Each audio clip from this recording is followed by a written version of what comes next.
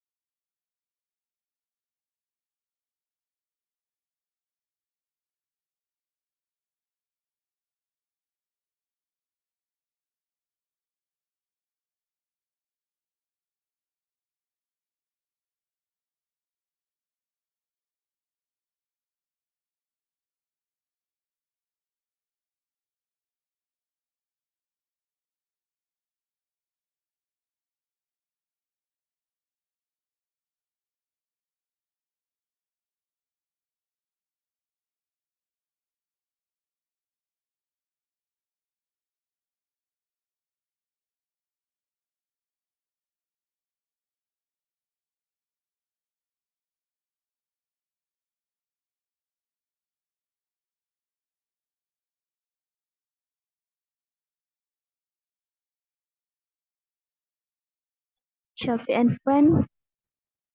They are not here yet. Can someone notify them?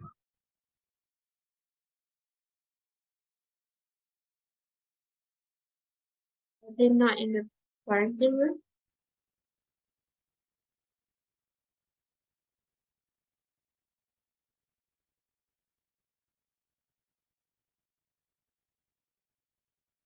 Who's the one sharing screen by the way? Shafiq and I'm not sure who.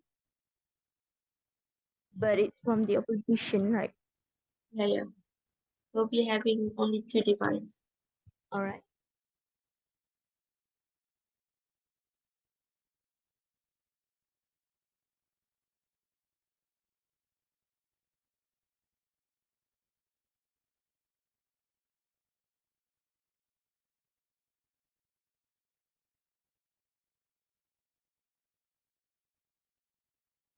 Alright.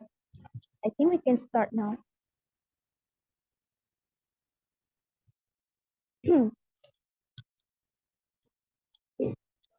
Yeah. Assalamualaikum. Assalamualaikum and good evening everyone. I welcome everyone standing here today to the Interfaculty Debate Competition on the topic This House would limit prison to violent offenders. I am Mika and I will be acting as your moderator for today's debate session. Before we start today's debate, I would like to introduce our esteemed judges who will be evaluating the performances of the debaters today. They are Miss Selina, Miss Diane, Mr. Anis, Mr. Fatah, and Mr. Aimi. Now that we have met our judges, let me introduce our debate teams who will be competing today. So let's welcome the government and the opposition team. The government team will be led is DB8 mate as government team and opposition is Shafi and friends. The government team consists of um, the Prime Minister Amira, followed by the Deputy Prime Minister Adam, and lastly, the government whip, a role played by Sri. The replying speech will be done by Amira, the Prime Minister. The opposition team, Shafiq and friends, leader of opposition is Nadira, who will also be doing the replying speech. Next, deputy leader of opposition, Shafiq, and lastly, the opposition whip is Mio.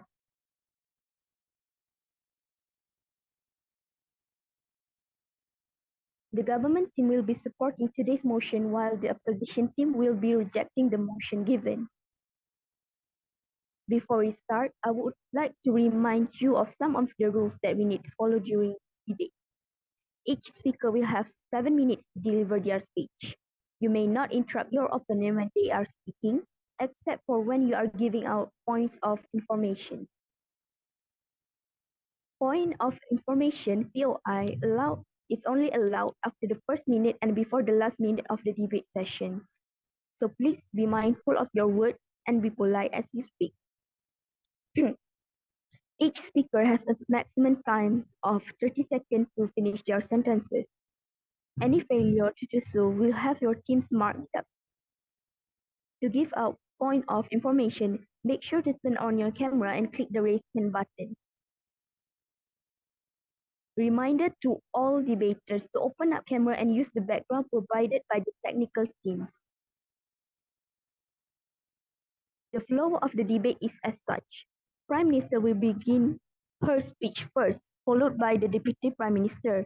After that, followed by the Leader of Opposition, and after that, the Deputy Prime Minister will begin his speech, followed by the Deputy Leader of Opposition.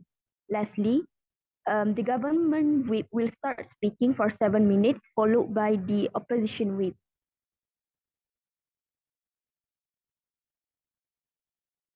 Lastly, the first or second speaker of each team will conclude the debate by giving out the replying speech. Have finished with the opening speech. We will now begin today's debate session on the motion. This House would limit prison to violent offenders. Let's welcome the Prime Minister Amira to begin her speech. Your time starts when you are ready. Alright, so first off, am I audible? Yes. Alright. So for POI, please use the chat box first. If I do not see it, then in a minute, then you can interrupt me. So I'll be starting in 3, 2, 1. Bismillahirrahmanirrahim. We build prisons to hold people we are afraid of. Sadly, now we fill them with the people we are angry at. Ladies and gentlemen, Assalamualaikum. Assalamualaikum and a very good evening. I bid to the wise judges, my loyal teammates, Adam and Sri, fellow opposition side, and everybody in this room. Ladies and gentlemen, welcome to this debate. Welcome from this side of the house where I, Amira from the debate mates team, as the Prime Minister of today, strongly support the motion for today, which is this house would limit prison to violent offenders because we believe the law is there to protect the civilians rather than punishing the guilty. Ladies and gentlemen, 4 goals are considered to be served by punishing meted out by the legal system to convicted criminals.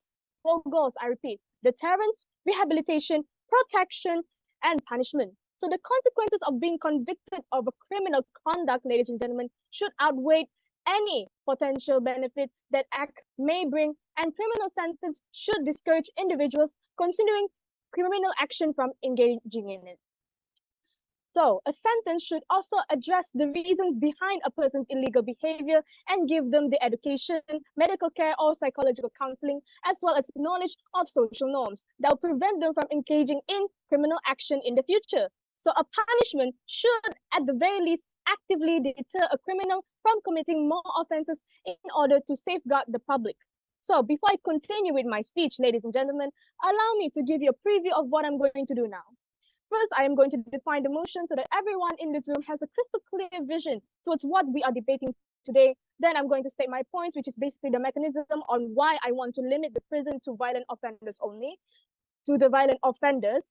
Furthermore, from our side, our second speaker, Adam, will elaborate more on the humanitarian approach and etc. And our third speaker, Sri, will do the rebuttals. So moving on to the defining arena. So we define the word limit as the word a restriction on the amount, a restriction on the amount of something permissible. I repeat, a restriction on the amount of something permissible. So violent use of physical force or weapons to hurt, injure, or kill other people. Offenders, a person who commits an illegal act. So basically what we're doing here today is violent prisoners will be in prison, most of them. However, there will be other sorts of offenders in it too. But we will focus more on violent offenders, as we again believe the law is there to protect civilians rather than punishing the guilty. So, ladies and gentlemen, it is argued that imprisoning individuals found to be guilty of non-violent crimes is disproportionate response to their action and does not serve the objectives of criminal sentencing set out above. So criminal sentences have to include a penalty corresponding with the crime that the offender has committed. So it is less probable that the sentence that is proportionate to the crime, such as applying the death penalty to punish theft. If you don't know what theft means, basically stealing. So it will be seen as a just or reasonable reaction. An excessively punished criminal is more likely to perceive himself as the victim of injustice and is likely to think about the consequences of his own actions. A law-abiding person who worries that jaywalking could land them in jail will lose faith, ladies and gentlemen. Just because of jaywalking, they will lose faith in the criminal justice system and may start looking for alternative forms of security. There are many alternatives to penal sentences available to magistrates and judges. Using fines and curfews to restrict financial and personal liberty along restorative form of punishment such as community service can provide a much more efficient way of condemning an individual's criminal behavior. Ladies and gentlemen, prisons should be used only where the imperative to protect society from criminal behavior, and it cannot be met by the imperative to rehabilitate. A minority of offenders will be incorrigibly violent and uncontrollable. But under the status quo, these dangerous offenders now represent the majority of the prison population. Many of the rehabilitation and intervention schemes made available in prisons are replicated in community settings by social services and charities. The cost of delivering these programs in prisons originates from the concept of prison itself.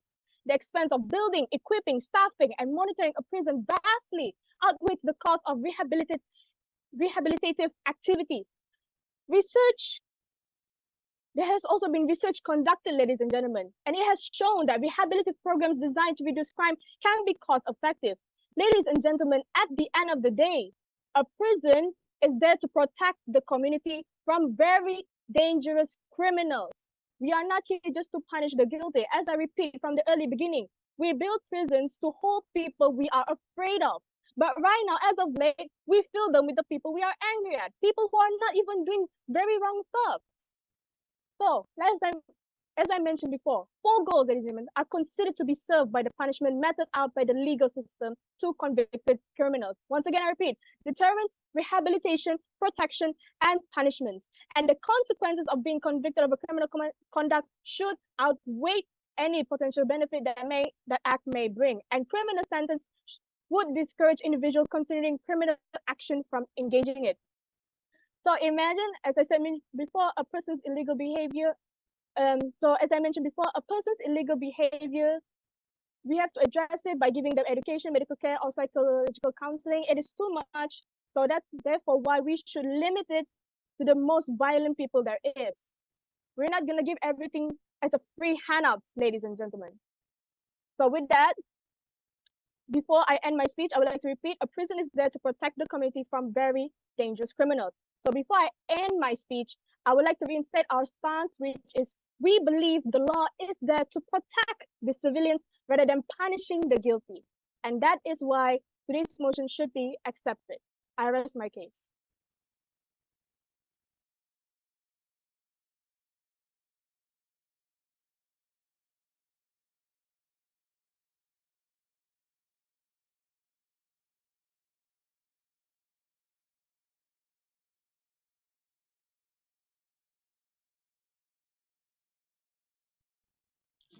Thank you to the Prime Minister for the exhilarating speech.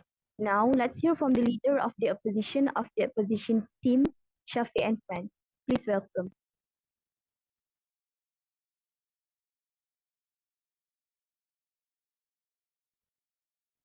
Okay, so am I audible? Yes. Okay, thank you.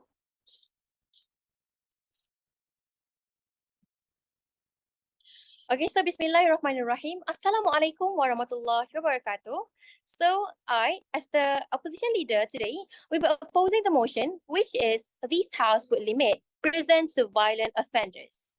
Okay, so before I start, I would like to rebut some points given by the Prime Minister, and then I will continue to be giving out our first argument for today, and my other speakers will be continuing our journey in order to make the motion fall. Okay, so first we'll go to the speech given by our Prime Minister for today.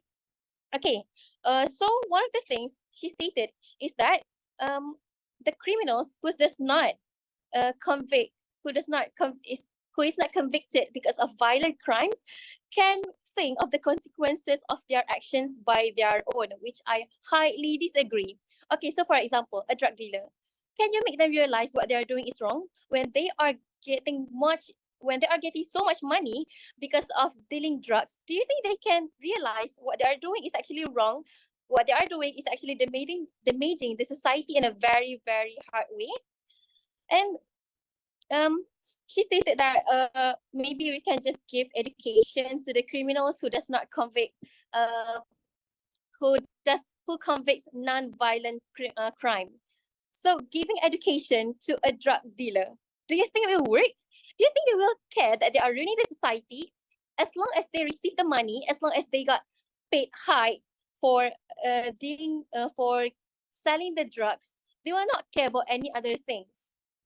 Okay, and she stated that a prison is there to protect civilians from very dangerous criminals. Okay, so now I will give you an example of a burglary. Okay, for example, you are alone in your house at night, and then there comes um, a burglar trying to rob your house. A burglary. So you are intimidated by the burglar. You are very intimidated. You will be anxious, and even after the burglary is gone, even after the burglary is done, the effect of the burglary is still there. You still feel anxious. You still feel okay. I'm sorry. Um, you would still feel as traumatized, even if you don't get injured in the burglary. So, do you mean that uh, a burglary which caused high traumatized to the victim should not be present? They should just be given education when they actually receive money from burglary. Okay, so now I will be moving on to our argument for today. Okay, sure. Before I go to my argument, yes. Are you saying that people who enter rehabilitation and all those who exit, are you saying that all people who already accept rehabilitation, those education stuff, are you saying that it doesn't work currently? I'm not saying that Are it you does saying it's not not work at working? all. I'm not saying that it does not working at all. But how much of it is working? How much of it is working? Okay. For example, you see drug dealers. How much of them is actually realize that what they're doing is wrong? Okay, going to rehabilitations, the drug dealers going to the rehabilitation center is only going to be sent out and repeat the same crime again. Okay, so now I'll be moving on to our first argument for today, which is the damage is still done even if no one is injured. Okay, why am I saying this? I've already given an example of a burglary. You will still be as traumatized as you are injured, even though you are not injured. You are injured mentally, not physically. Injury, the injuries, physical injuries and mental injuries are equally bad. Are equally bad. Even though you cannot see the injuries, they are still injured in the inside. It's not fair for them if the burglar does not get prisoned, even if the burglar has already done it so many times, but the burglar is just sent to rehabilitation center. because there is no guarantee that they will actually stop doing what they are doing right now. Okay, and another reason why I'm saying that the damage is still done is, of course, because of the drug dealers. Okay, drug dealers does not cause injury, but it damages the whole society because of the effects. Okay, some of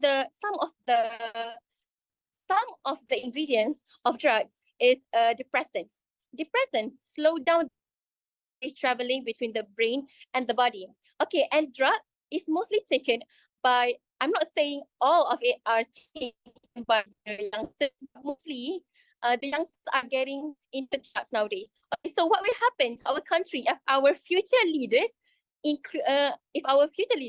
are actually taking drugs? Okay, it slow down the message traveling between the brain and the body.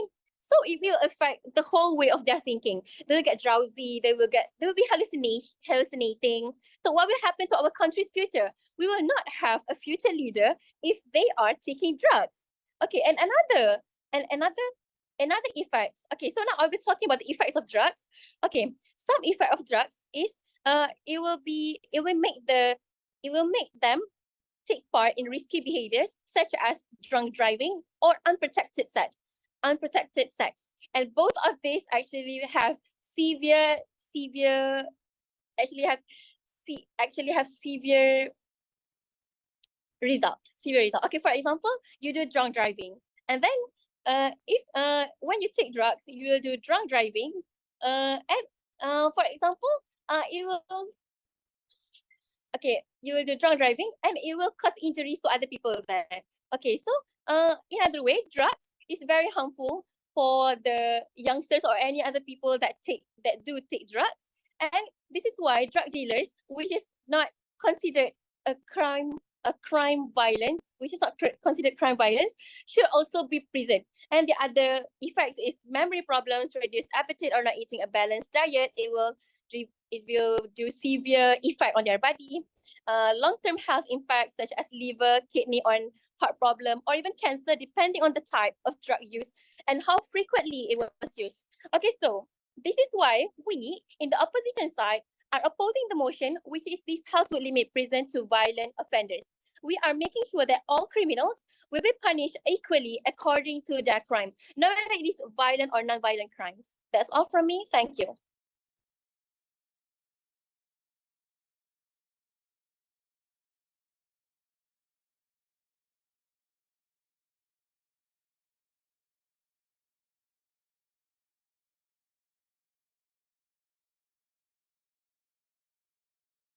YDP, can you just share screen only the apps clock apps?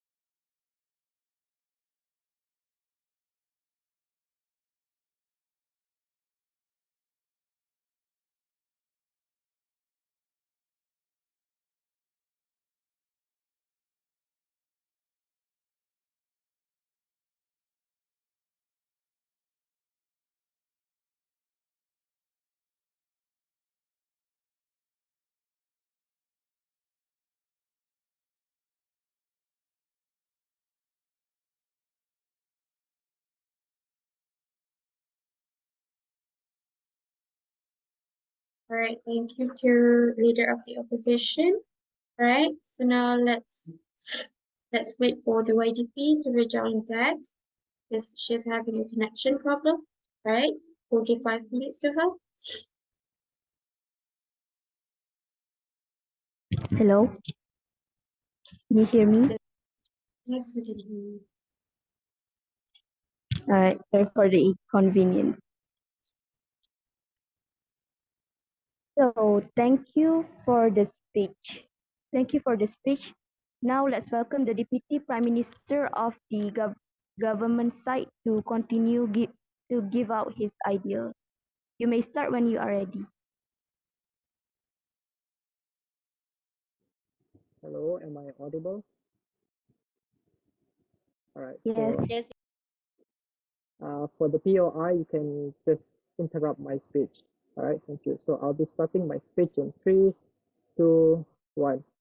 Good evening, ladies and gentlemen, esteemed judges, and our respected opponents.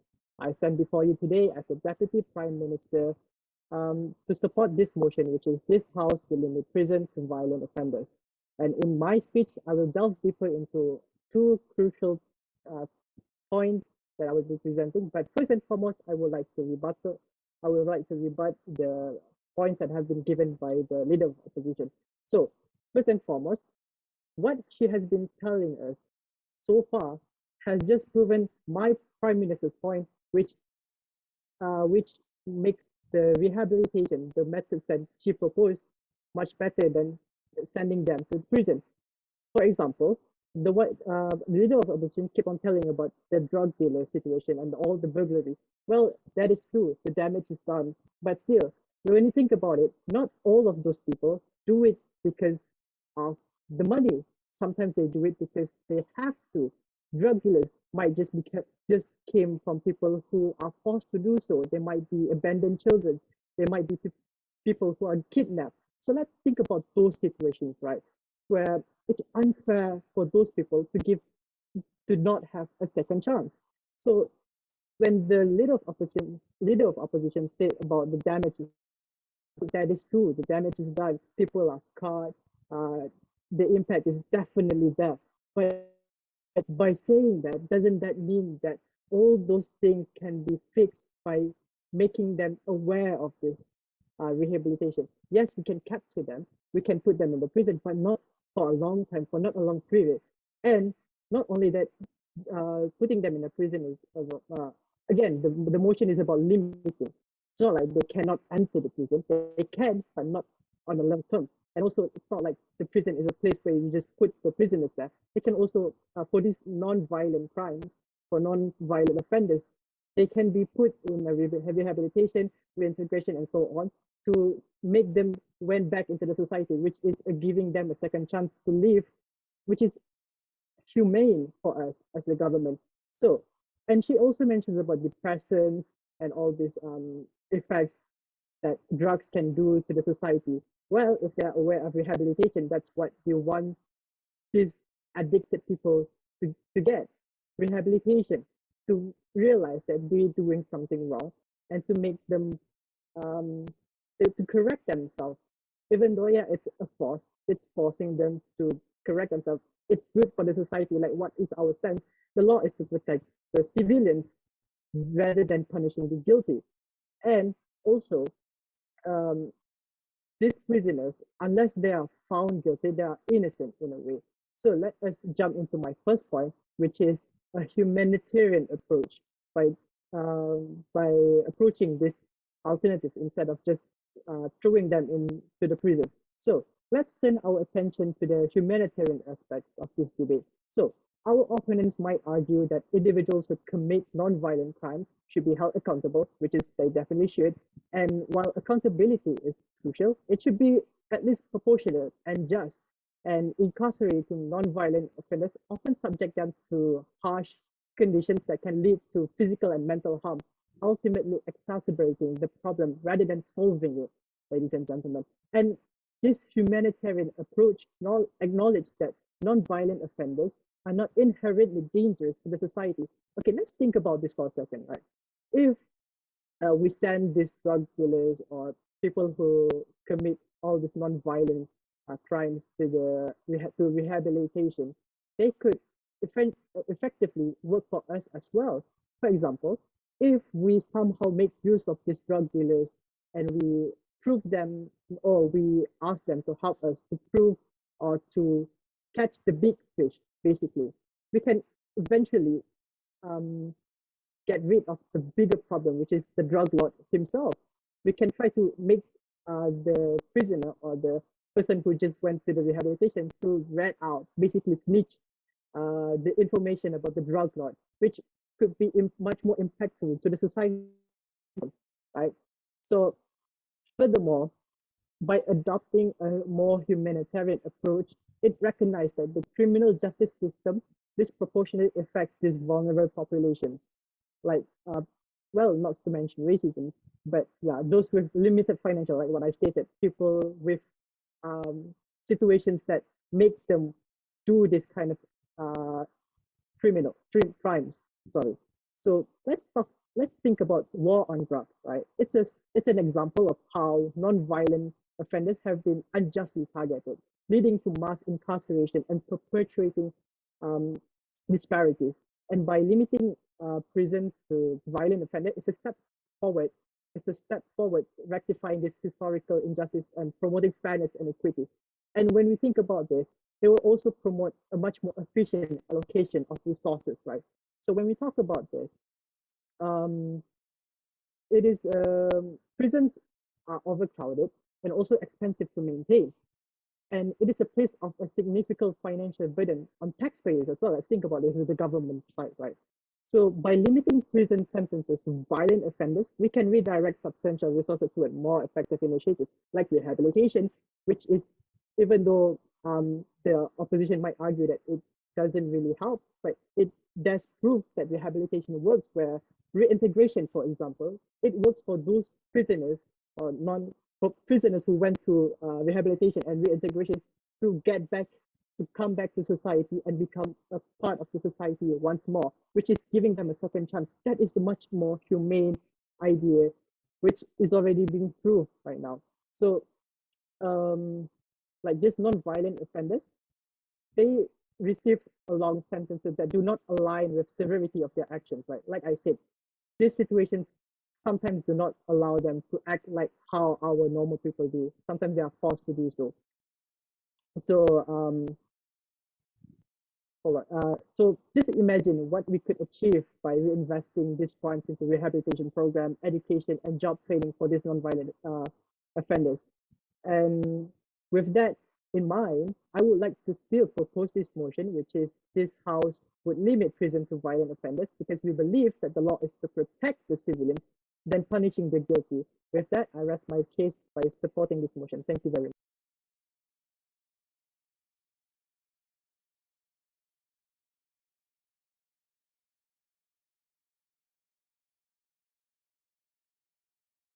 Thank you for the thoughtful speech. Now we will hear from the Deputy Leader of Opposition. You have 7 minutes to present your case. Your time starts when you are ready. Could you give me a moment? Yes, sure.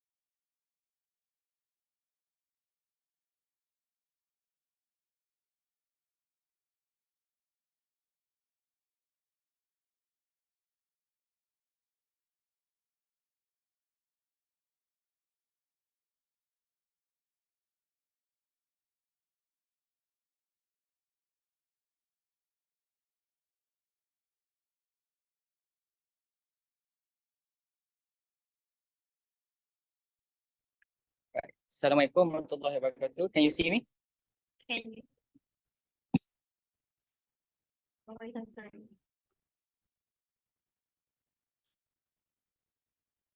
All right. Assalamualaikum warahmatullahi wabarakatuh. I bid to the educators, fellow members, and debaters. So, I'll be debating on the motion that this House would limit prison to violent offenders. So, I, as the deputy leader of opposition, would fully oppose to this motion because I think that all criminals should have. I believe that all. I believe that all criminals should be punished equally according to their crime. So first, I'll be rebutting first argument from the Prime Minister and Deputy Prime Minister. Second, rebuttals to the leader of opposition argument. Third, introduce second and third argument. Fourth, reassert government stand and case. So, all right. So the leader of opposition just said about rehabilitation. So the Prime Minister just said about the rehabilitation. So we have to understand that rehabilitation, how much do we know that rehabilitation has works? We know that it has works, but does it work fully? We know that some people who go up, criminals that go out from rehabilitation still does the same criminals back. They still do the same mistakes back. So isn't it unfair for the society? Isn't it unsafe for the society if these people still are roaming the streets? All right, next, the Deputy Prime Minister has also mentioned about the drug dealers. Okay, we are not putting the drug dealers straight away into the prison. We have judged in this our country. We have judged. We are not blinded. We know that there are mistakes. Maybe we could give them a chance. But remember, some drug dealers, they can't be put in rehabilitation. Their mindset is to just give drugs. They just want to do drugs. All right. Remember, if these kind of people, these kind of people, they are in desperate of money, so they don't care about rehabilitation. They don't care. Even though they're inside rehabilitation, they will still come out and sell drugs. You have to understand, these kind of people, they are desperate for money. They will not care about other people's feelings. So imagine if these kinds of people are not put into jail. Won't it be unsafe for the society? Even though it does not cause damage or hurt someone, it will surely hurt the community, because we know that drug dealers will affect the economy of the country. Imagine if those drug dealers who came out from rehabilitation, we thought they are fully treated, but in fact they are still not treated. In their mindset, they just need money. Remember, drug dealers, they just want money. We're not talking about the people who take drugs, but the people who are the ones who are selling drugs. All right, next, I'll be moving on to my second argument. Right, non-violent offenders can be a danger to society. So what do I mean by non-violent offenders? POI, sorry, I ejected first. Right, first, those who commit property offences, particularly repeat offenders, cause considerable harm to society.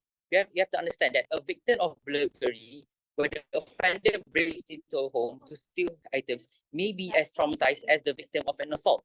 We understand that drug deals may never use violence, but they can ruin hundreds of lives. We have to understand that it is sometimes necessary to incapacitate non-violent offenders to effectively prevent them from offending. So we understand that these non-violent offenders, they too do mistakes, they too do crimes. But imagine if we only limit prison to violent offenders, not to non-violent offenders. They still have effects on the community, they still effects on the country, they still have effects on the economy. Let's say drug dealers. I already explained to you that drug dealers are a major threat to the community. Imagine if those kind of people are not put in jail, are not seriously taken into action. What will happen to the country? All right, I'll be moving on to my third argument. All right, next, we have to understand prison is necessary to punish some non-violent offenders proportionately. I repeat, proportionately. For those who commit serious fraud involving large sums of money or who steal property with a high value, or a community sentence may not be a sufficient punishment. We have to understand that property offense can often be more serious than minor violent offenses, and excluding the option of prison for the former undermines the idea of proportionately. This not only means that non-violent offenders are not sentenced adequately, but also that violent offenders may feel that the system is unfair to them. Imagine if a non-violent offender is not put into a prison, but the violent offenders are. Don't you think they feel unfair? Right. Furthermore, we have to understand that the public may not feel that our non-violent offenders are being punished sufficiently, undermining trust in the justice system. There is an element of class here as well. We have to understand that many serious non-violent offenders are middle class, white collar. Right. Criminals who fraud has impoverished tons of thousands of safes or inventors, while violent offenders are more likely to be working class. So imagine if a non-violent offender is still roaming the streets. What would you feel? Even though you're suggesting a rehabilitation, how many percent that he has worked. You have to understand, not all criminals who go out from rehabilitation are treated well. We have to understand that they too, sometimes like drug dealers, have the mindset that they just want to have money. We have to understand that. All right, so I'll be moving on next. Okay, we have to understand that we cannot just limit prison to violent offenders. Why? Because we know that some non-violent offenders can also hurt the community and the society. If we only put violent offenders into the, all right, POI, sure. If you read the motion correctly, we are limiting them. Not that we're not going to let them enter the prison, but we're only limiting the prison mainly for violent offenders. Not we're also going to put the prisoners that commit this non-violent prisoners inside of the prison as well. Are you aware of that? Thank you. I don't want to put the non-violent criminals into the jail. All right, so I want you to understand that we are the ones who are gonna put the non-violent criminals into the jail. We're not just limiting prison to violent offenders, but we have to understand that. All right, next. Okay. You have to understand that prison is not only for violent offenders, but also for non-violent offenders. We, as the opposition, were fully opposed to this motion that this House would limit the prison to violent offenders, because we want to make sure that all criminals are equally punished according to their crime. We are not just putting straight away into jail, but there will be judgment, not straight away put into jail. That's all for me. Thank you.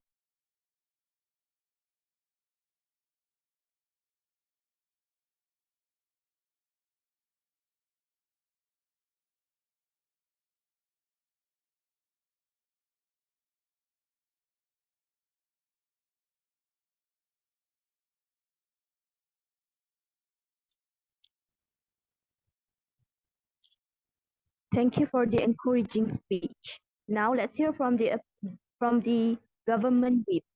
You may start when you are ready. You have 7 minutes to deliver your speech.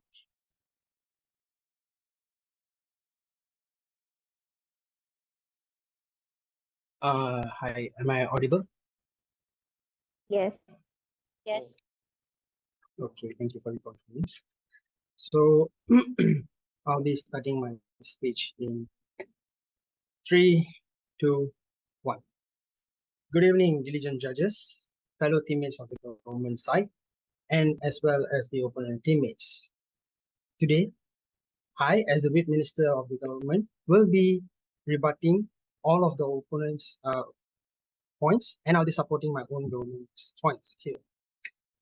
So to start off, I would like to reinstate our motion that this House believes, or this House would limit prison to violent offenders, as this is already stated in definition by my Prime Minister just now, that limiting is only considered as restricting, not banning, and not stopping other offenders to enter. With that said, my stance here is also to say that we believe that the law is to protect the civilians rather than to punish the guilty. With that said, I will start off with supporting my government fellows' points. To start off, when my Prime Minister stated just now, the consequences of punishing one is absolutely a very problematic outcome, if you ask me. Why do I say so? Criminal sentence should be evaluated instead of instating into a person itself.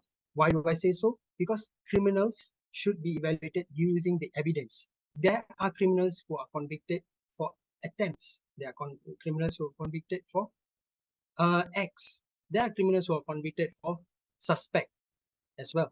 These 3 types of criminals here. So before you can actually impose a particular sentence upon a particular individual, you should know what are the steps to do so. Without the evidence, there's nothing to be concluded here. And some criminals can be harmful to the ones that are less. For example, let's say a criminal who has been convicted for beating up a victim till death, and he is also in the same prison as the one who has stolen a particular food from a mine. Is this equal? No. So with that said, prison is actually a place to protect the civilians against these guilty people, rather than the guilty ones, should be enforced into one prison. Because the stakeholders here are divided into three peoples. You have to understand that. The law enforcement, which could be the officers, the judges, and so on. The offenders, which are divided into two, which are guilty, and which are the ones who are the violent ones and the non-violent ones. And the third one will be the civilians, which is people who are not considered as criminals, but also the ones who are yet to be proven as criminals itself. So for the second point here, I would like to reinstate my Deputy Prime Minister's points, which he said that humanitarian efforts is much more important than punishing everyone equally. Why do I say so? When the opposition was keep repeating about drug dealers, about how many of them are going to rehabilitation and they don't come out in a proper way. Well, I would like to state something here that rehabilitation has an immense amount of effect on those people, because all these people deserve a second chance in life. Why do I say so? For example, a person who takes drugs could be influenced by peer pressure once upon a time, even in schooling age. What about now? Does he not have the chance to be, have a second chance in his life? Why not so? Because second chance should be given to non-violent people through rehabilitation. We have a lot of alternatives. Why do you want to push all these non-violent criminals, all non-violent offenders into a prison that is consisting of very violent people?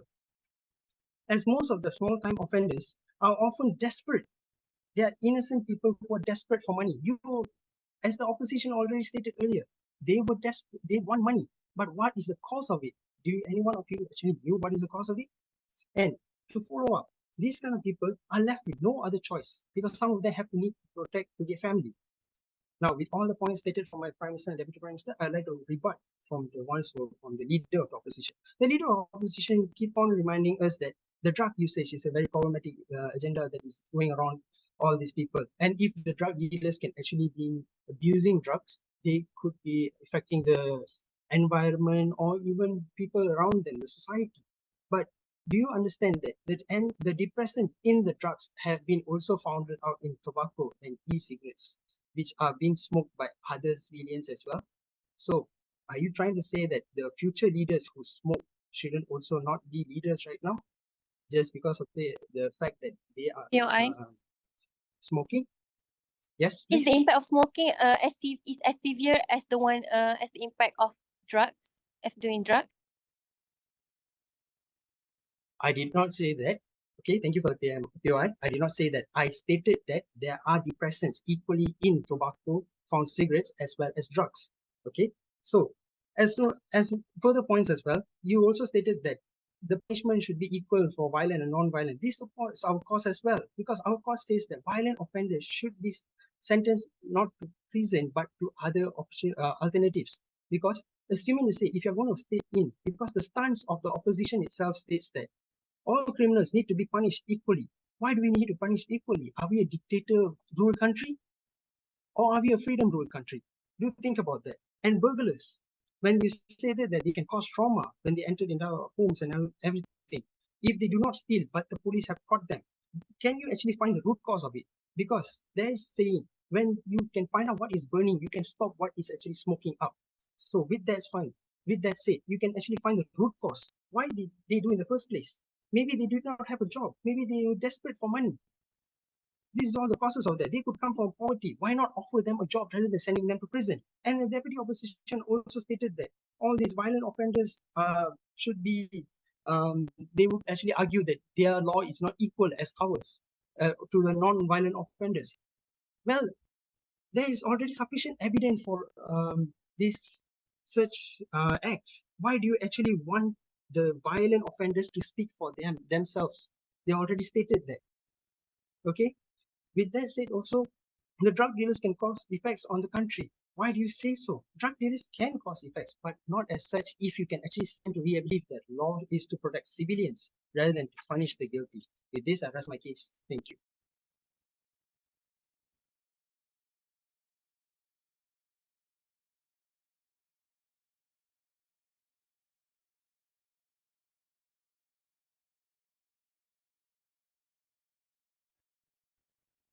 Thank you for the insightful speech. Now we will hear from the opposition whip, from the opposition team. You may start when you are ready.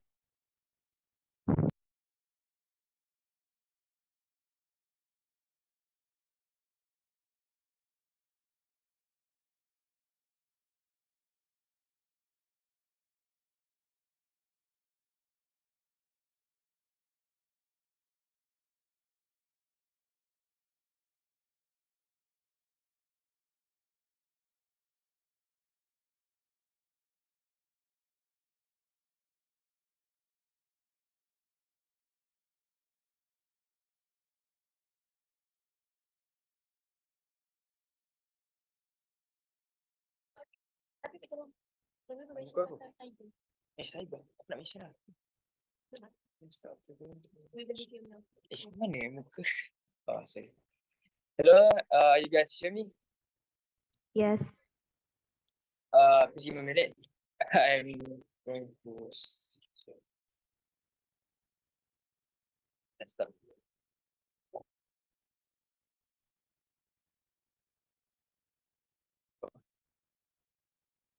I'm going to start on 3, 2, and 1. Roses are red and violets are blue. The government are mislead and the opposition are true. Assalamualaikum warahmatullahi ta'ala wabarakatuh. My name is Mio Aiman Mikael and I am a whip speaker of the opposition side, and today I will give a speech. And gentlemen, first of all, I will start with my rebuttals and then I will give support to my teammates. Alright, first of all, as the Prime Minister said, a rehabilitation center is better than jail. I'm not fully support this statement actually. Following the statement of Cure and Care Rehabilitation Center Dengkil, Malaysia, 67% people that get out of the rehabilitation center is going back to the rehab center. This shows that rehab center not really good at all. This drug addict people only think about drugs, and drugs. They do not care about their life. They do not care about the people's feelings or others.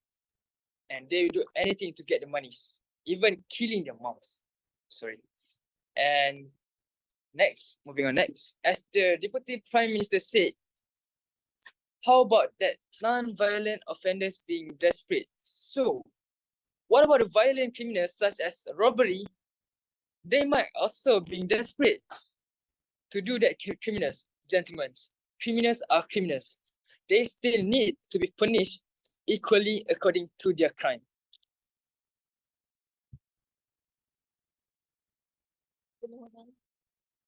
Not all non-violent criminals deserve second chance. We're putting the one that really deserve to be put in jail. We don't throw them into the jail straight away. They will be judgment made by the court. For example, based on the example given by the government of the drug dealers is forced to sell drugs, then maybe they are stopped after going to rehabilitation center. Then maybe it works. But if the one that is selling drugs are really doing it because of money, it doesn't matter how many times they are put into the rehab center. They will still continue to sell drugs and cause impact to the society. Moving on the third speaker of the government side, I clearly hearing that he say in tobacco have a deep prison, and also the drugs. Drugs and tobacco, yes, it's true, it having a same ingredients, but effect of the tobacco and drugs have a totally different effect. In example, tobacco doesn't give you a high hallucination, not like the drugs give you a hallucination, HIV and more. That is totally driver and it is not totally. And right now, I will be supporting my teammates. As my opposition leader said, the damage is still done even no one get any injury. Even no one get any injury, they still have an effect. As an example, cyber criminals. They doesn't use any knife or gun to kill people or give any injury to people, but they give a bigger impact to a country, such as leak critical information of defense system of a country, like soldier information, biodata, and more. This cyber criminal also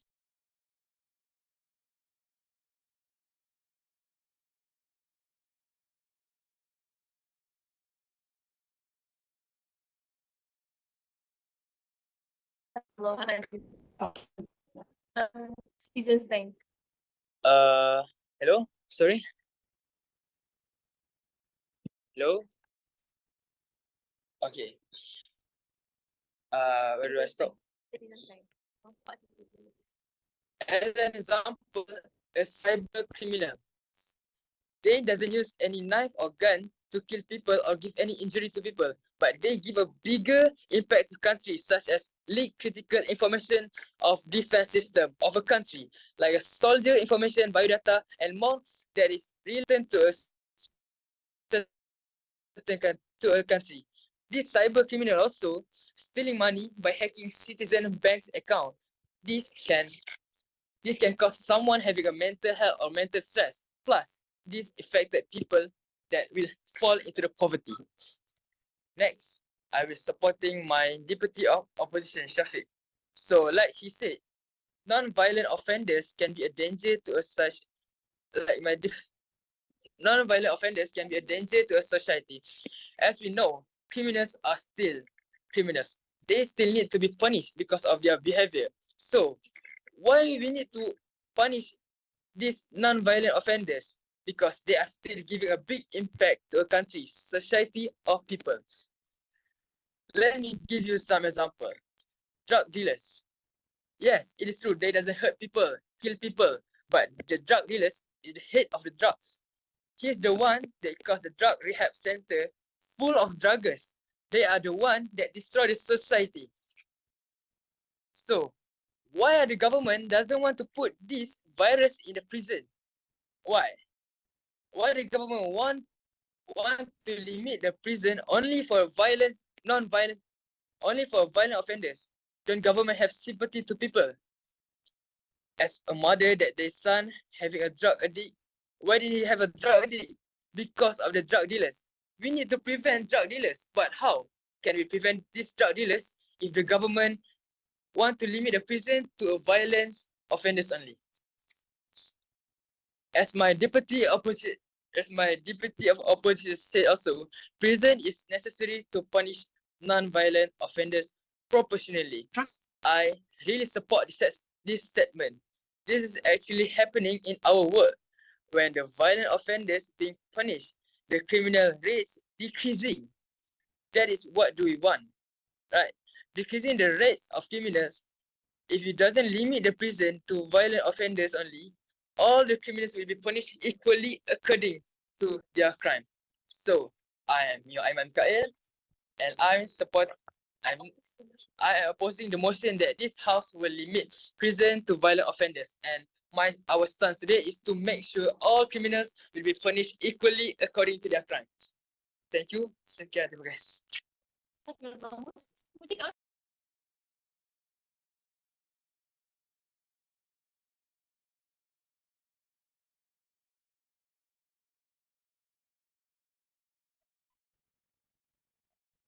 Thank you for the encouraging speech. That concludes the main speech of this debate. Now we will move on to the replying speech session, where each team will summarize their main arguments and rebuttals in 4 minutes. The opposition side may start first. You may start when you are ready.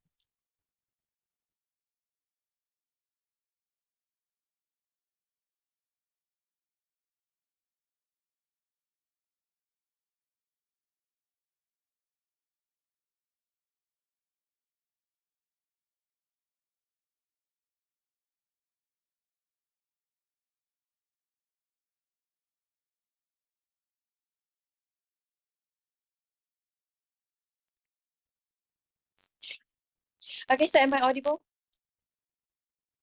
Yes. Okay, thank you. So I'm starting my speech in 3, 2, 1.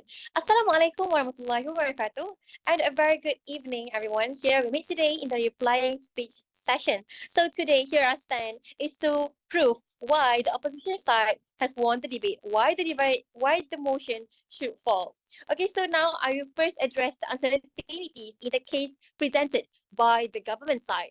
Okay, the government side had repeatedly said repeatedly stated that rehabilitation center is better than throwing those non-violent criminals to jail. But my opposition whip has proven, based on the statistics, that the rates of people that go back to the rehabilitation center after getting out of it is more than half. It's 60 something percent. It's more than half. It just proves that rehabilitation center mostly does not work. It just proves how our side is right, how they should have been sent to jail if they are really if they really do deserve to be in jail, not the rehabilitation center. But just to clarify, we are not just sending them to jail straight away. Of course, we do have judgments, like how my other speakers have stated. We do have judgment. Our country have our own judgment. Of course, we are only sending the non-violent criminals, the one that really deserve to be in jail. Not all of them to be in jail. Just because you do drugs does not mean that you have to go to jail straight away. We do not deny that rehabilitation center is one of the options that should be done by our country, but we need to send those who really deserve to be in jail in order for us to actually decrease the crime rates. Okay. Uh, and the government side has also tried to bring us more to the humanitarian side, such as what if the one doing that is forced, or the one doing that is desperate, is in desperate situation. I would like to say, the only thing I would like to say is that if they are really desperate, maybe they will stop after being sent to the rehabilitation center or whatever thing that you are suggesting about. But if they are really doing it for money, they really should be sent to the jail, no matter if what they are doing is non-violent or violent crimes or not. Okay, even if they are forced, we have judge, we have our own court, like I've mentioned earlier. We're only sending the one that really deserve to be in jail, not all of them. Okay, so the government side has also not stated clearly why are we limiting the prison only for those violent criminals. Are our jails not is our jail too small that we afford to also put the non-violent criminals that actually deserve to be in jail there too? Okay, so I believe that our side has proven that the motion should fall because, first of all, the damage is still done, even if there are no injuries caused. Okay, there are actually injuries, even for some case. For example, the example that I've mentioned earlier, which is about the burglary. They are still mentally affected, even if they are not physically injured. And the government side, their stance is okay. They say that we are only providing the jails to the people that is very dangerous to the citizens. So, are the one doing the burglary case the one that makes the victim traumatized because of their action, because of their doings, does not deserve to be put in jail? They are very dangerous too. They do affect the citizens in a very severe way. The trauma does not just heal in 2 or 3 days. It takes months or even years. So that's why we, as the opposition side, have also mentioned that the non-violent offenders being put into the jail, the non-violent offenders should also be put into the jail based on their type of crime.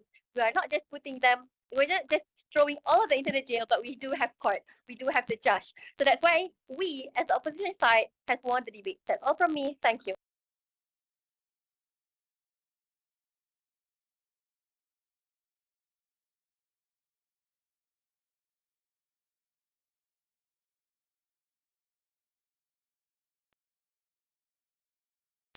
Thank you for the amusing speech.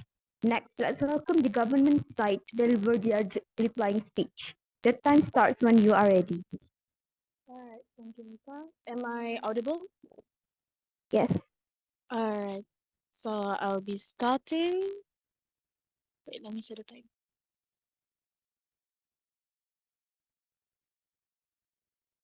Okay, So I'll be starting in 3, 2, 1. Bismillahirrahmanirrahim. A wise man once said that it is better to debate a question without settling it than to settle a question without debating it. So once again, assalamualaikum and greetings, ladies and gentlemen. I, as the first speaker today, hold the responsibility to summarize this debate and to show why it should be in our favor of our side of the team. Ladies and gentlemen, why are we here? Why are we discussing on limiting prison to violent offenders? It's simple. The comparative popularity of imprisonment has distorted our understanding of which criminals is most suited to. We have heard explained from the Prime Minister to the Whip Minister himself, ladies and gentlemen. The four objectives of criminal sentencing are complementary, not mutually exclusive.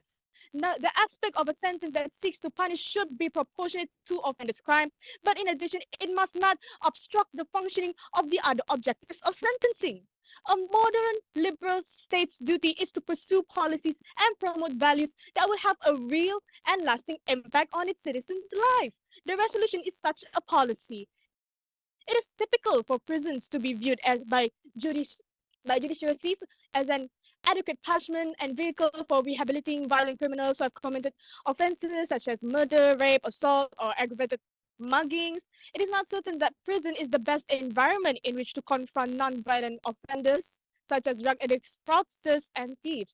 Ladies and gentlemen, if you notice, it took the opposition to the last minute to fully to understand the motion. In fact, even in the replying speech, ladies and gentlemen, we had to wait for the minister to acknowledge that what the motion is. In fact, not gonna lie, I was already worried for their side.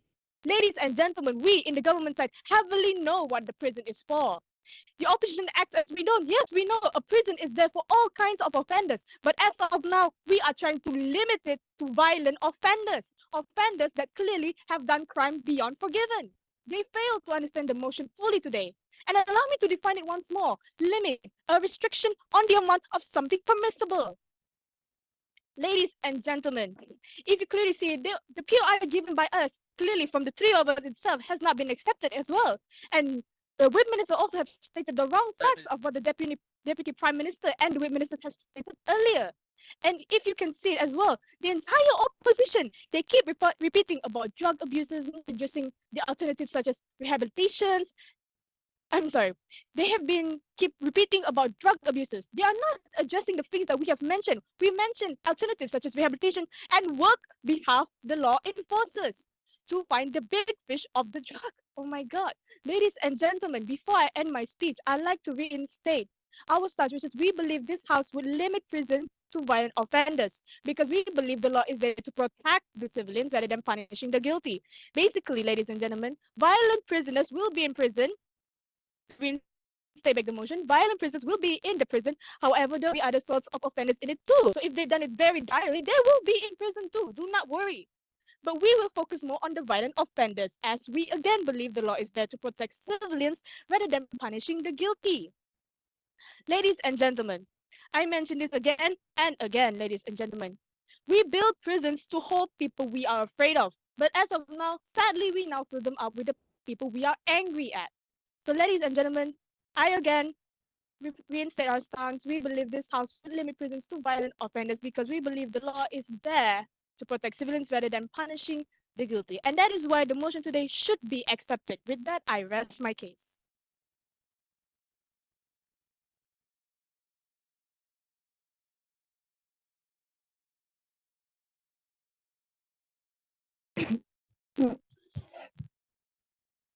All right.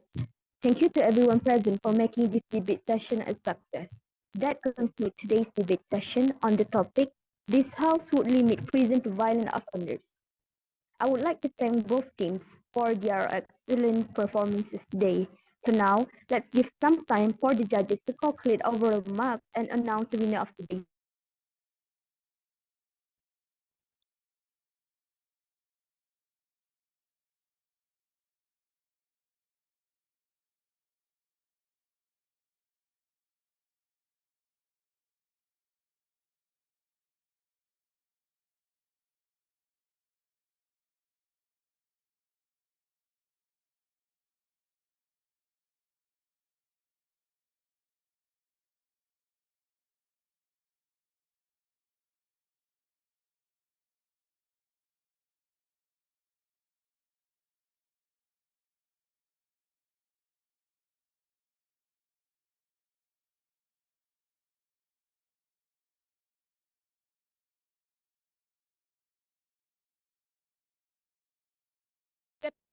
Alright, can all judges join breakout room government? Okay, participant, please stay here. All judges do breakout room government. Okay.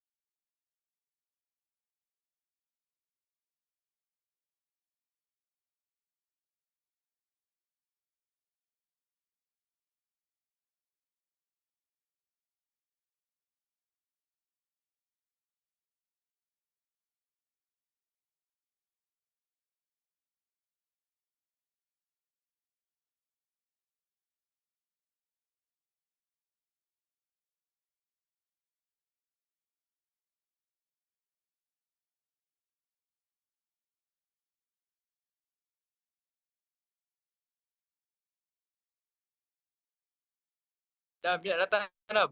Dah. Juga. Biar datang. Oh, datang lagi. Mana Cik lawan trainer ni? Aduh, Apa tak benda aci tu, siap? tak aci. Maaf lah. Aku terpaksa jangan salahkan aku.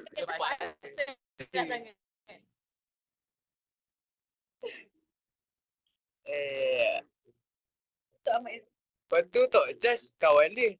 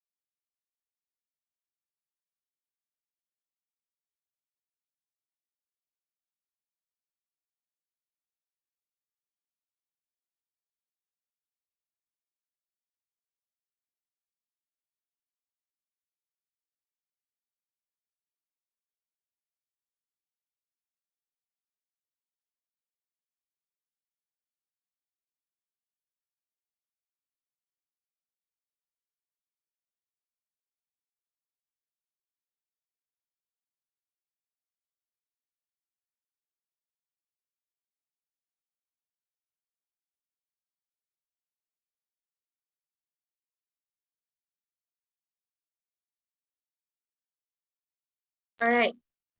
Hello, all debaters. Alright, you guys did a good job. And there's still more things that you guys still need to improve. But then let's start with the first judge that will comment, Mr. Anis.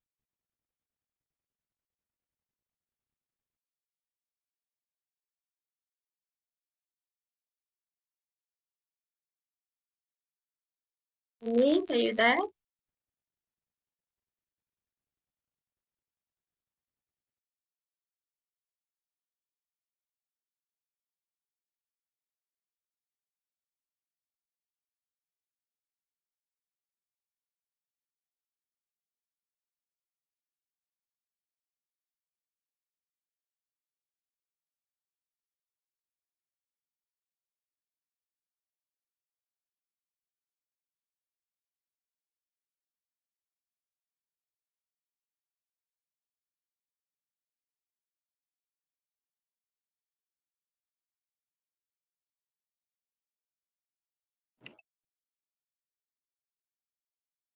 I start first. Lion, may I? Sure, sure. All right. Just a short one. Bismillahirrahmanirrahim. Assalamualaikum warahmatullahi wabarakatuh. First of all, I would like to congratulations to both of team. Sebab bila ke final, right? Tanya kedua-dua team. Okay, untuk for this final with the motion, this half would limit prison to the violent offenders. Secara jujur, hari ini punya final adalah tidak sebaik semifinal yang tadi.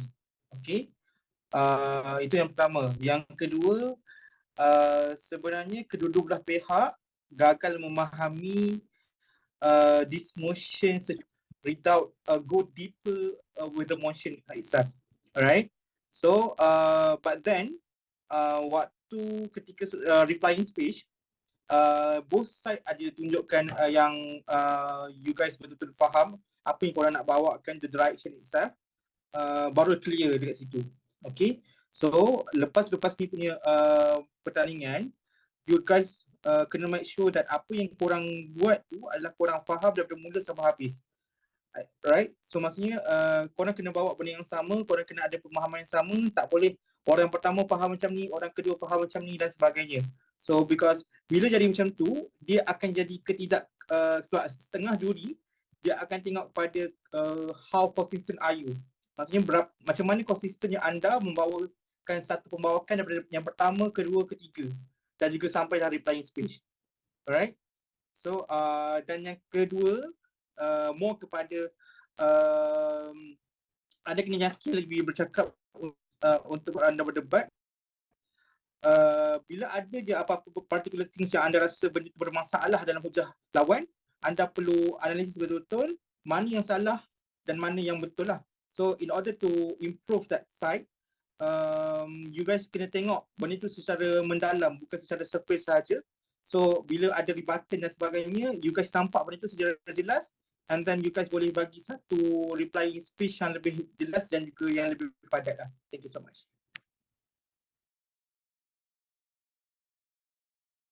Alright, thank you, Abani. Alright, let's welcome Miss Selina. Are you there? No, she's not here. Patah. Mr. Ada. Patah. Gitu. Okey, baiklah. Saya izinkan saya untuk menggunakan campuran bahasa juga. Assalamualaikum dan good evening to everyone. So, untuk perdebatan malam ni, saya nak cakap jugalah, saya sebagai pengarah bagi program untuk kedua-dua BM dan BI, saya berpuas hatilah berdasarkan performance yang anda tunjukkan. Lagi-lagi tetamu jemputan daripada Mas yang Besut kan? This one kan? Okay. So awak banyak evolving daripada first sidang sehingga ke hari ini. Itu sebenarnya perkara yang kita nak capai, bukan kemenangan semata-mata lah.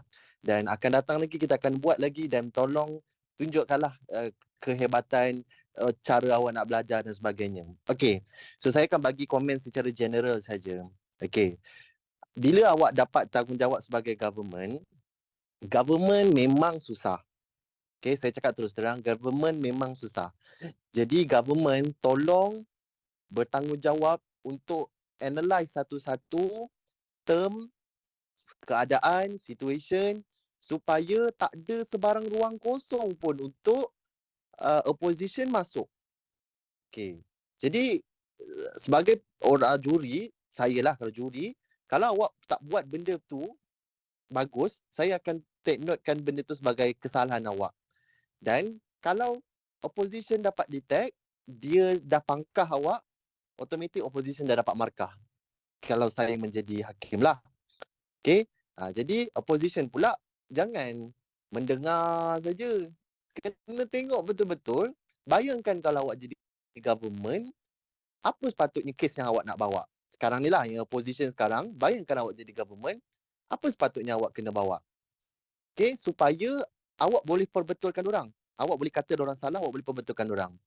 Itu je lah. Kelemahan debat malam ni adalah apabila diberi tanggungjawab yang diberi satu tanggungjawab besar tak dibuat dengan baik. Diberikan opposition pun tak buat dengan baik. So dekat situ ada banyak kekosongan lah yang perlu untuk semua debaters betulkan. Okay. Lagi-lagi kerajaan lah. Kerajaan tanggungjawab memang berat. Tapi kalau opposition tak dapat detect kesalahan kerajaan tu, that mean standing lah, masih berdiri lagi lah awak punya point. So opposition, you guys punya kerja adalah bangkang sekali benda yang dicakap. Okay, that's why berdebat ni perkara paling penting adalah mendengar. Kalau awak tak mendengar dengan betul, kalau awak miss out satu point, awak rugilah. Sebab hakim kami mencatat. Okay, kalau awak tak buat benda tu, kami akan kata, okay, pendebat ni tak peka ni. So hati-hatilah bahagian tu.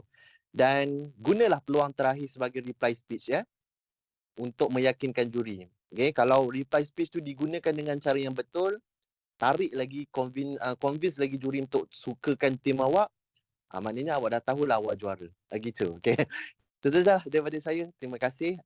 Good luck untuk pertandingan yang akan datang, MSM Pursuit, supaya awak mendapat sama taraf juga dengan tim bahasa Melayu awak. Tim bahasa Melayu awak suku akhir kan? Saya nak awak dapat juga suku akhir untuk MSM Pursuit se-Malaysia nanti. Okay, semoga dapatlah. Okay, itu saja daripada saya. Terima kasih.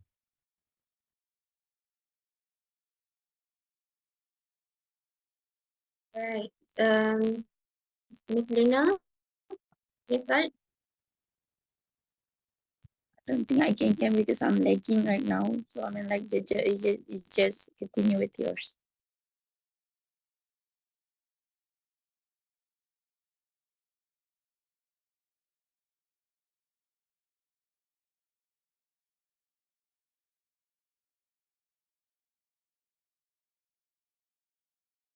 Sorry, she said she don't want to comment, right, Selena?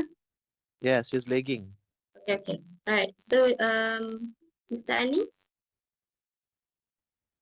Right, thank you. Can you hear me? Okay. Right. As for me, congratulations for both teams. In my eyes, it's just that the structure, the change building of one team is, even though some judges might say it's not that complete, it's not that tapi one of the teams even more convincing, at least convincing. So that is why, and then again, POIs here. POIs is very, for me, in my eyes, is very important for you to negotiate your arguments, and also make sure you take your eyes. Don't be afraid to take your eyes, because those are just questions. Okay, you can always answer it, pass it to your friends and all, pass it to your teammates and all, and yeah, take your eyes, and then make sure you know what are your teammates' points. Okay, so you don't just say first point, second point, point given. Okay, make sure you know what they are, so that you can use them back. Whenever you get your eyes, whenever you in your reply speech. Okay, it feels like you not convincing enough, since you not know your teammates' point. Okay, and what I think. I think that's all from me. Okay, thank you and congratulations again for both teams. Alright. Okay, that's all for the comment from other judges. Okay, so let's go to my comment. Okay, so I'll just go general, but I'll try to separate what your team should have done, what government or opposition should have done on today's debate. Okay, so first of all, let's go on why we want to limit today's why we want to limit only to violent offenders. Okay, so basically, limiting this house would. So this concludes mechanism. So mechanism from the government should have been done thoroughly, which I cannot hear, or at least I don't hear at all any clear mechanism given by the government. To what extent you want to limit is prisoners, okay? To what extent, and to what extent you want to accept non-violent offenders. That is the first thing. Second thing is, what are considered violent? What are the cases that are considered violent, and what are the cases that are considered non-violent? Okay, this is second. Okay, the third one is, you should have go with the mechanism of how you want to imply this thing. Okay, so you just said that rehabilitation and so on, but to what extent? To what extent you want to rehabilitate these offenders? Okay, so those are the things that you need to explain in your mechanism, which has not been touched by the Prime Minister, also not been touched by the second speaker of the government, which is very disappointed for me. Okay, so you guys only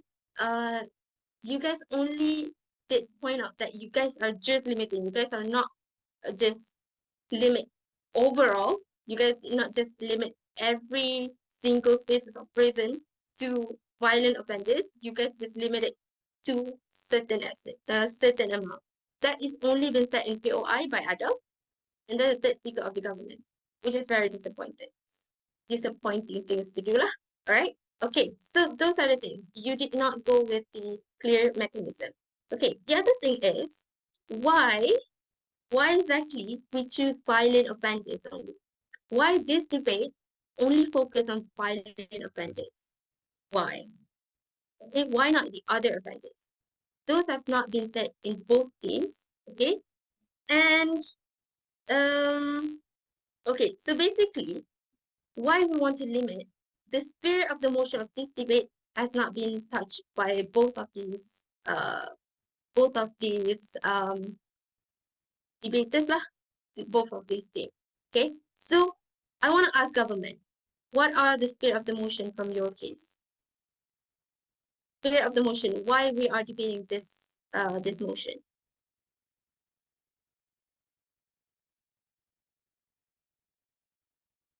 Come on, I need one from opposition also.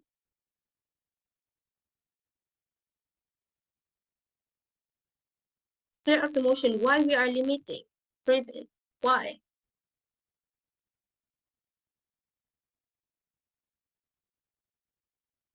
Prime Minister? Yeah, hello, Judge. Yes. Actually, basically, this spirit of the motion is to say that why actually we want non-violent offenders. I mean, violent offenders to be limited, only limited to violent offenders mostly, which is why the motion itself states that it's only a restriction process, which means that we don't want entire offenders to be in the prison. Some of the non-violent, they have their own punishments that could be regulated. Not only rehabilitation, if you notice, some of them could be even working under the justice law, as we stated earlier, and as well as to say that this process of what we wanted to actually re-establish here in this motion is to know that not all non-violent offenders deserve to be in the prison. And as well to your earlier statement when you said why shouldn't non-violent or non-violent offenders should be inside, because there is a weightage of offense in to be said. That is why I pinpoint the opponents as well when they stated punishment. When you have punishment, why there's punishment according to every single levels of offense? Why do you want to throw everyone in prison? That's why I also stated that this is a freedom country than a dictatorship country.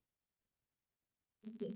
So basically, you said that you don't want every offenders to go in prison because of why? You don't want them, they have their own punishment, right? Okay, so basically the purpose of prison itself.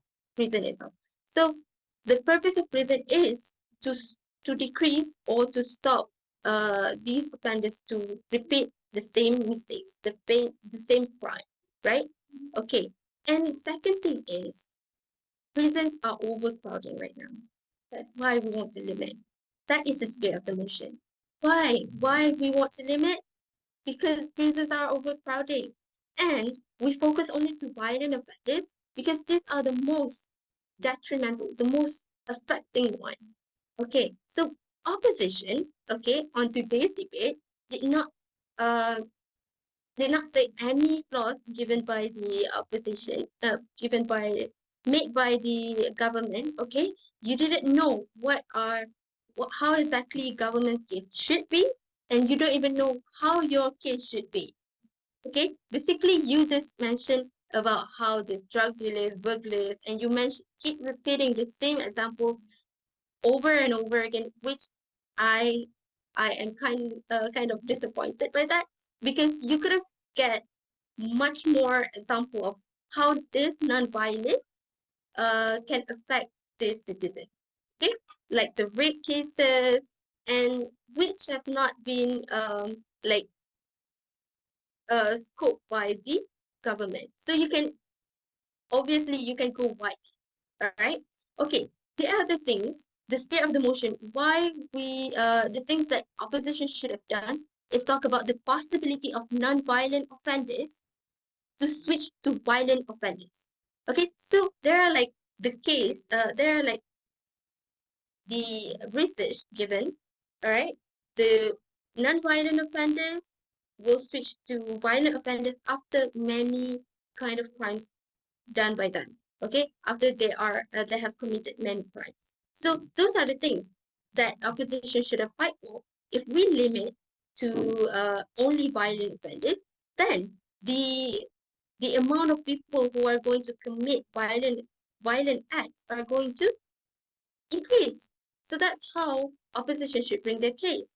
And there are no thorough explanation of what these issues are, which led to this kind of misunderstanding. I'm sorry. Okay, so the other thing is, I think you guys should see the position you guys are in. Okay, if you are the prime minister, you need to open case very thoroughly. Who are the stakeholders? Who are impacted by this? And who are you focusing on? And regarding the POI, okay, POI are not fully given by all team members. Okay, I'm very disappointed at that because this is final. You guys should be very engaging, very how do we call it? Very extreme in debating. But then this is only a low level of arguing situation. So I feel like final should have been more fun, should have been more engaging, should have been more contradicting. But then this level um you guys are showing is just for me it's a low level one. Okay. So I'm kind of disappointed of every performance given by every speakers, but the third speaker by the government did a very good job. Okay, I feel like he needs to be the first speaker. Okay, because he opens the case very clearly. He talk about who are the stakeholders, um, what exactly the government are doing, which are limiting to what, and yeah, that's that. Okay, so basically, I'll just be saying the best speaker for today's round, and the result will be announced in the main session. Okay. All right. So the first best speaker is 2 out of 5. Judge choose him. Okay, we have 2 best speaker. First one is leader of the opposition. Congratulations. And then the second one is the prime minister. Congratulations. Okay, you guys can. Is there any question?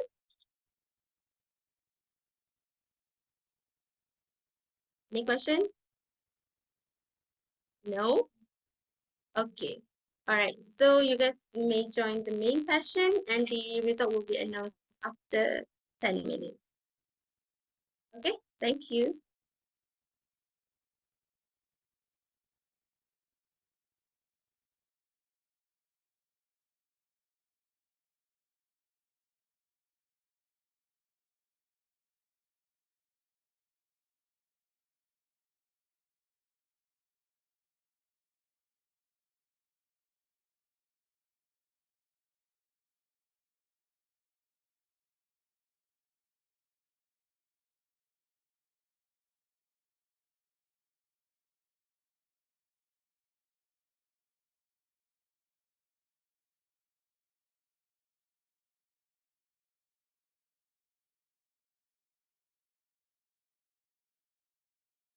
Are you talking to us because I cannot hear you?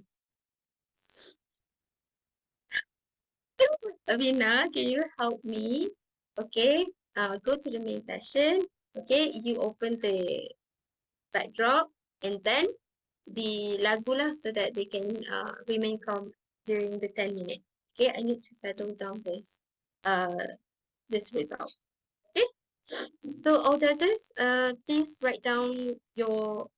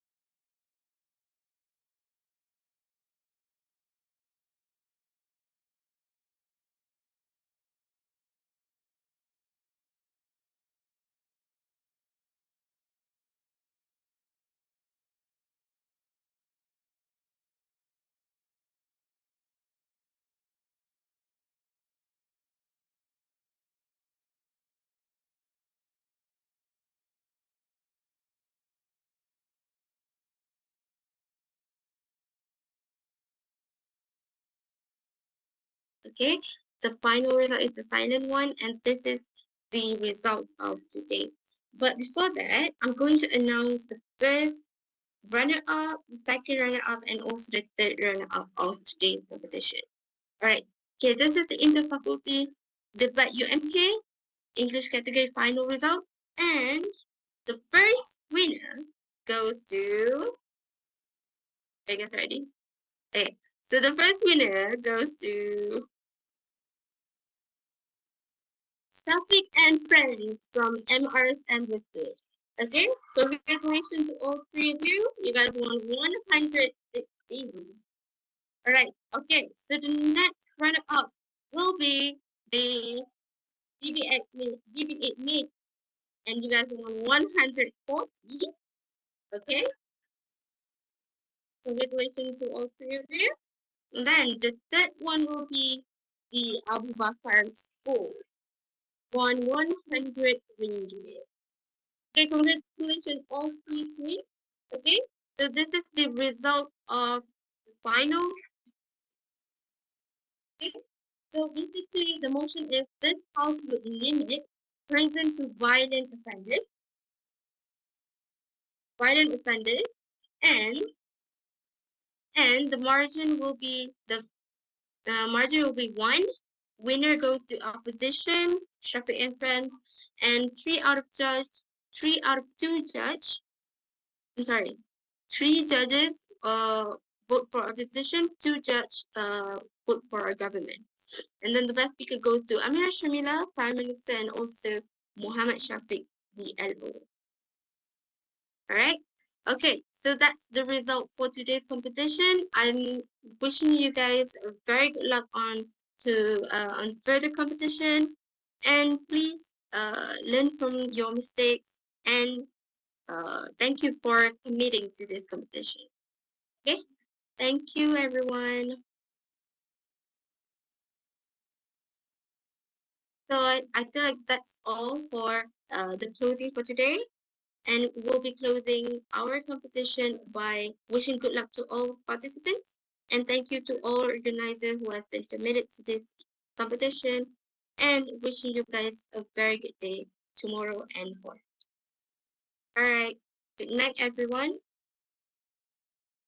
Thank you. All right. Welcome. Thank you, everyone. Congratulations for the winner.